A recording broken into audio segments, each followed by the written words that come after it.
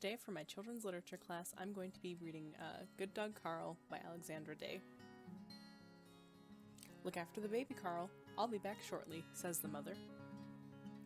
Carl stands up on his hind legs and looks out the window.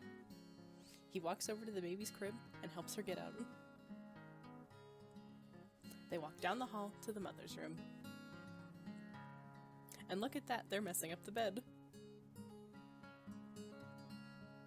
It looks like Carl and the baby are getting into their mother's makeup. Don't they look silly? I like how Carl has the beads on his forehead and the little baby has the powder puff. Here we can see Carl keeping a very close eye on the baby. She looks a little close to the laundry chute, don't you think? Carl runs down the stairs and sees her sitting at the bottom of the laundry pile. They head back up from the basement and into the living room.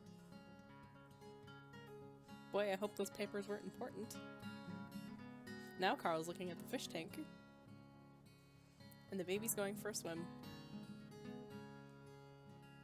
It looks like Carl's messing with something on the shelf. He turned on the stereo. They're having a great time dancing. After doing so much, Carl and the baby are hungry, so they head to the kitchen. Carl gets into the bread, and it looks like the baby's having a great time playing with the butter. They have some grapes, and some soda, and some milk, and it looks like they even got into the cookie jar. Wow, what a mess! Carl looks up at the clock. So he carefully takes the baby back upstairs and draws her a bath. He's very careful to pick up the soap, but he still looks like he has bubbles in his mouth.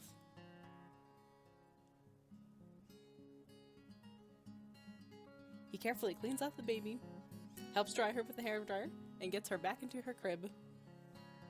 Then Carl goes back downstairs. He eats the bread crusts, puts things in the trash, and makes sure to lick up all the messes they made. He looks out the window.